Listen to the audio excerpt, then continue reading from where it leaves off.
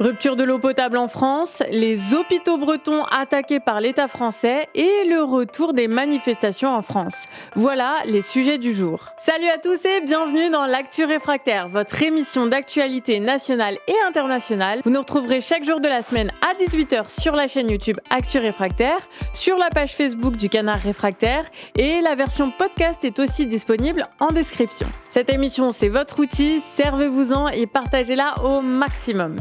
Allez, c'est parti.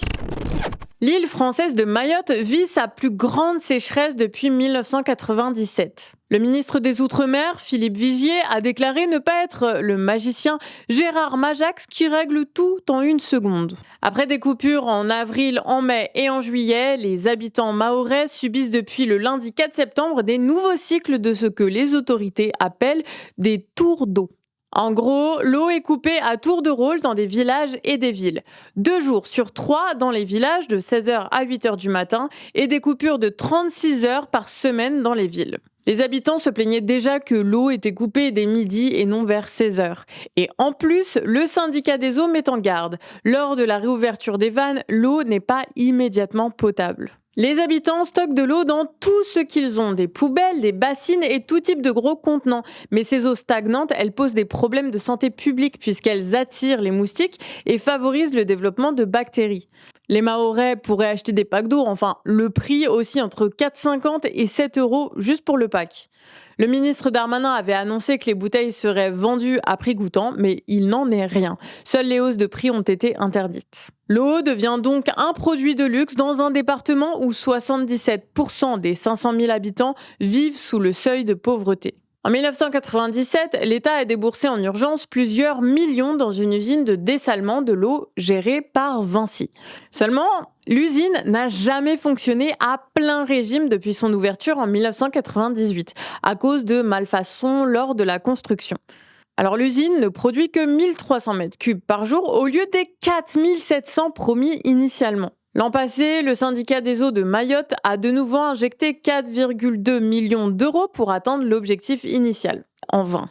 Le syndicat n'a pas non plus toujours respecté le fléchage des fonds alloués. La Cour des comptes a découvert dans un rapport de 2022 des détournements de fonds et des emplois dits de complaisance, c'est-à-dire des emplois fictifs. L'ancien président est poursuivi par le parquet national financier.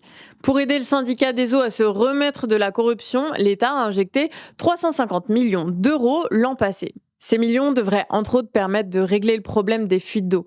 Celles-ci sont estimées de 25 à 40% de l'eau produite. Alors l'économie de ces milliers de mètres cubes journaliers ne ferait pas de mal.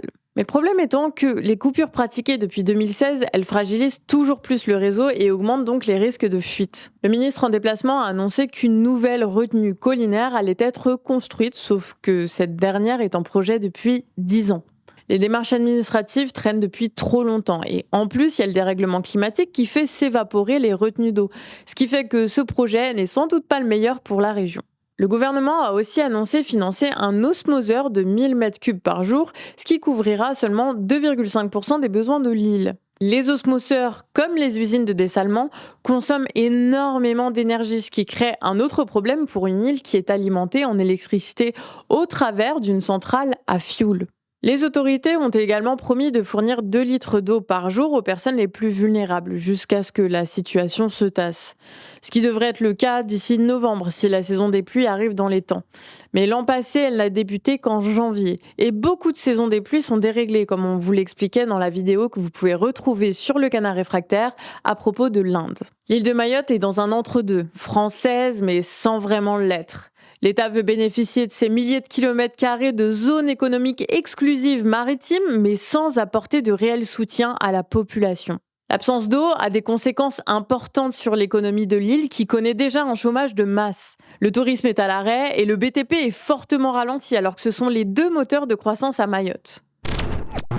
On retourne en métropole et même mieux que ça, en Bretagne, à Carhaix précisément, où une manifestation a rassemblé 3000 personnes.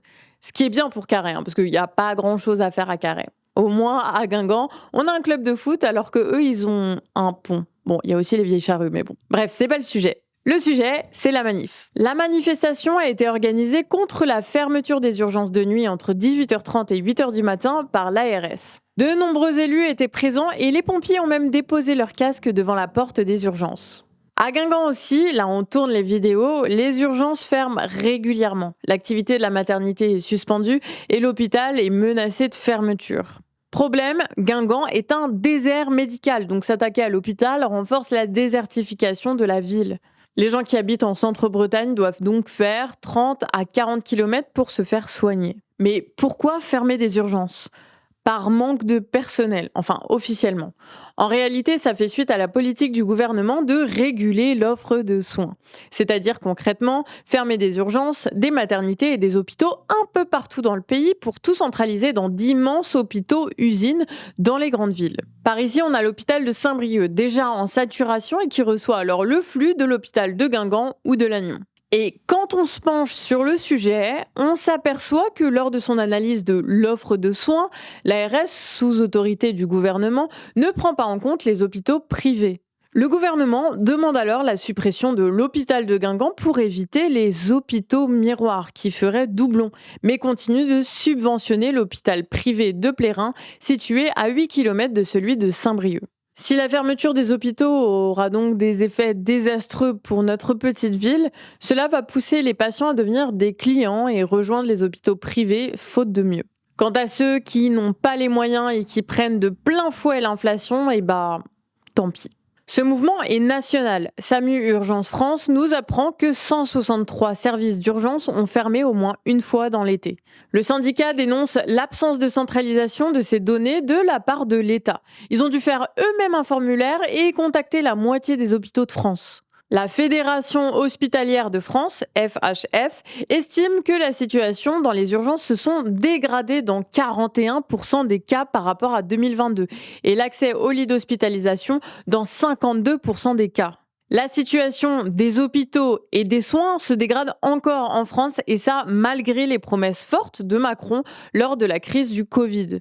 Tout comme l'inflation, derrière les chiffres, ce sont des millions de personnes qui sont impactées par cette politique pour permettre à quelques intérêts privés de gagner du profit. Bref, santé, alimentation, emploi, les galères s'accumulent alors que 47% des Français sont à découvert pendant que les dividendes records sont versés aux actionnaires du CAC 40. La pression monte dans la cocotte sociale.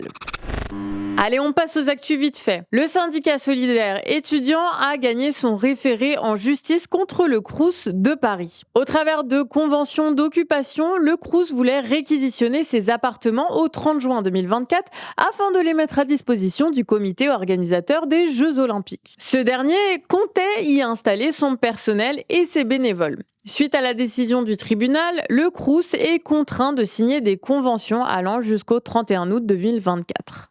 Les organisateurs des JO devront donc trouver une autre solution. On en parlait dans un épisode précédent, les JO vont amener à une forte tension sur le locatif saisonnier à Paris. Mais en tout cas, voilà une victoire juridique pour la rentrée sociale où commencent à s'organiser des actions. Ce vendredi, la Coupe du monde de rugby devrait débuter. Elle sera émaillée par des mouvements de grève à travers le pays. Une intersyndicale de la société de transport toulousaine Tisséo appelle à la grève alors que plusieurs matchs se tiendront à Toulouse. Le syndicat FORATP appelle aussi à une grève dans les transports en commun franciliens dès ce week-end, alors que la cérémonie d'ouverture doit avoir lieu vendredi soir au Stade de France. Globalement, les transports en commun seront aussi en grève dans les villes hautes de Lille et Bordeaux. Mais c'est pas tout, puisque les contrôleurs aériens seront eux aussi en grève. Les revendications portent sur les salaires, mais aussi sur les effectifs. Les secteurs du transport ne manqueront pas de pousser leurs revendications lors des JO de Paris, qui en réalité se tiendront aussi dans d'autres villes. Dernière actu vite fait. La première ministre Elisabeth Borne et le ministre de l'Éducation nationale Gabriel Attal étaient en déplacement à Saint-Germain-sur-Île, près de Rennes.